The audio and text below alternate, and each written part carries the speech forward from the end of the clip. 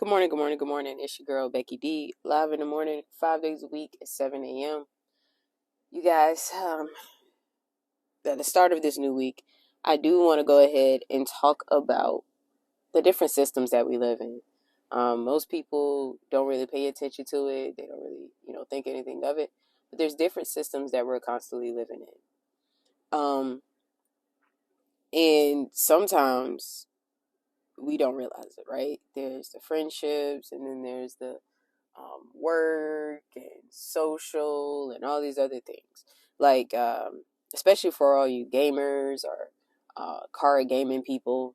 So some people are like Pokemon card trading and battling and stuff like that. And that's completely separate from their everyday friend group.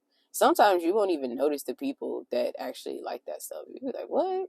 You like what? Since when? Like, it comes as a complete shock. And what people don't really pay attention to is that that's their system. Like, that's a part of them, right? If you ever look at the structure of a business, you will see that there's different tiers and branches, and just kind of everything is done at a different pace, right? You have your executive leadership, and then it kind of goes down, and then finally it gets to you. Finally it gets to you. And in your head, you're like, why are they showing me people who don't matter? Well, they do matter, right? Several cases I've had the opportunity and pleasure to actually speak to people who were the top of the tier and actually give grievances or just suggestions or just have a simple conversation with them. One of the sports teams that I used to work for, they actually, whenever an owner was going to be coming in, they'll give us a piece of paper, and it will have the list of owners. And the only reason they did it every single time, it felt like, is because a lot of people didn't keep their paper because they didn't care, right? It was like, I don't even know them.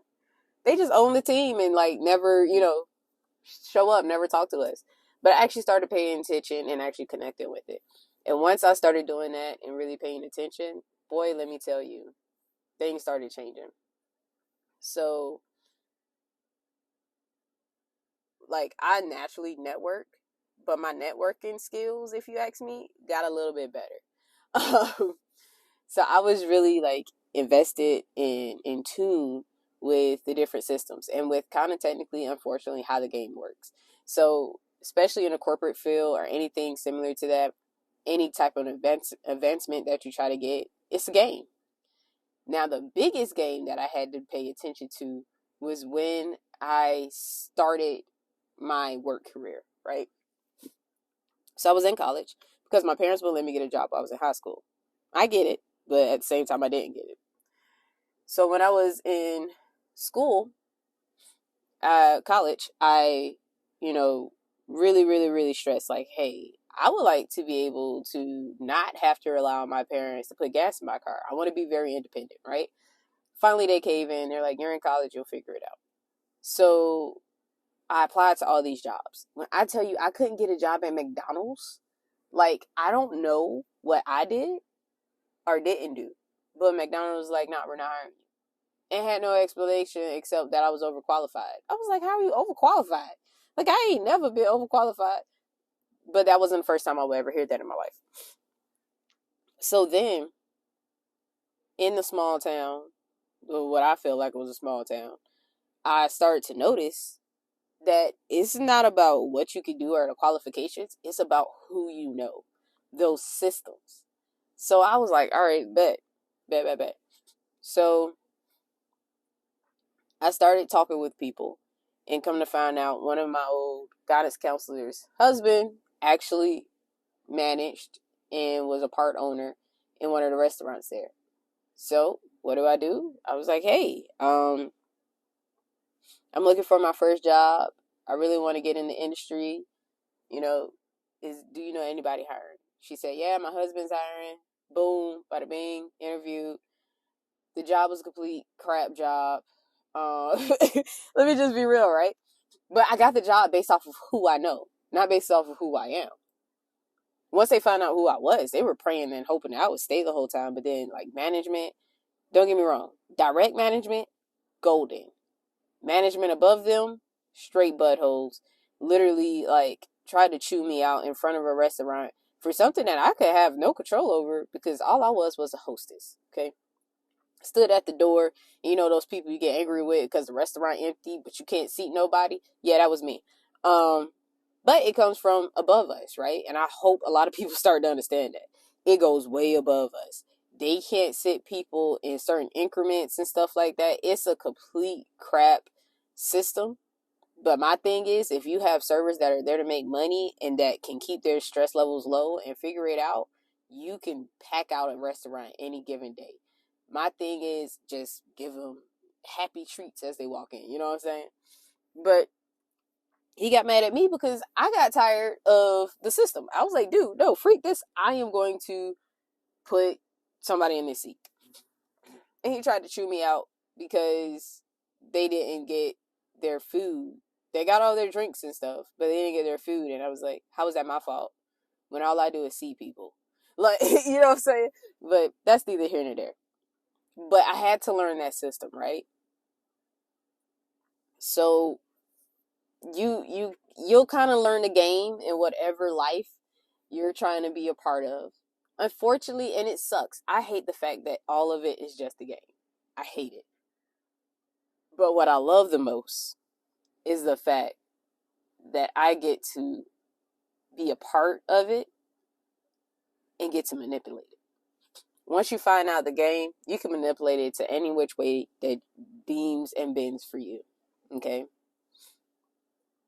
Now, what a lot of people don't realize is sometimes the people that you think that are lined up with you in your lane isn't, right?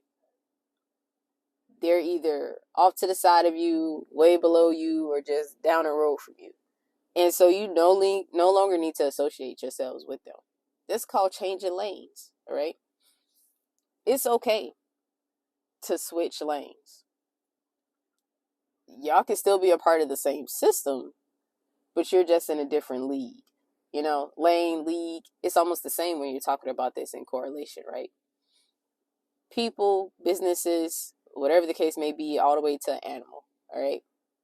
Sometimes you have to slowly understand that people are no longer in that same lane as you, and now you must go and venture off and keep going and keep going. I've had that realization with close friends of mine. We no longer talk. And it was just like a slow, dwindling thing. It wasn't something that happened overnight. But what I found out was we're just no longer in the same lane. Like, we could be caring and compassionate for each other, but we're not of the same mindset anymore. And we don't like and do the same things. So now that I completely understand that, and I respect that, first of all, that's the big part. It's like, okay, great. Now I can continue to go on, live my life, and not sit here and worry about why we're not talking anymore. Because sometimes it's just simple as that. We just needed some distance. Easy enough for me, right? So maybe there's been a lane shift that happened in your life. Maybe it's a job, right? You're like, hey, I'm no longer finding enjoyment in the things that I do at this job. And you find out that it's probably time to leave it and go on and do something else. That, my friend, is completely and utterly fine. Just as long as you know it's a shift. And sometimes you're shifting in 5 o'clock traffic in Columbia, South Carolina. And nobody's driving because it's a rainy day. So you got to be prepared for little bumps and bruises and just understanding that there will be judgment and people cussing you out silently and all these other things. But as long as you're doing it for you and for the betterment of your family and yourself and your mental health or your spiritual health, whatever that is, make sure you do it wholeheartedly and you stand with it and not against it. All right? Keep a positive mindset whenever you're changing lane, because the systems in our life will try to keep us where we're at, but we know that we can bloom, become better, bigger, and stronger every single day. And that's the mindset that I want you to keep in mind. That no matter what, changing lanes and all that fun, you can still do this, all right? Some people give up because they know it's hard. I don't know if you've ever driven in Columbia, South Carolina traffic while it is raining, but it is a true statement. If you've heard it on the internet or, just a TikTok or whatever, they slow down. They don't want to drive. I don't know what it is, but just keep that in correlation, okay? There may be some other cities in different states or in South Carolina, other states, where that happens as well. But I'm just saying, it's just very significant because everybody complains about it. No, I haven't heard one positive thing about their traffic when it rains. So make sure that you're behind it, right? No one's going to be your biggest advocate like you can. So advocate for yourself. It starts with you and it ends with you. All right? My name is Becky D with Becky D in the Morning, and I will talk with you all tomorrow morning.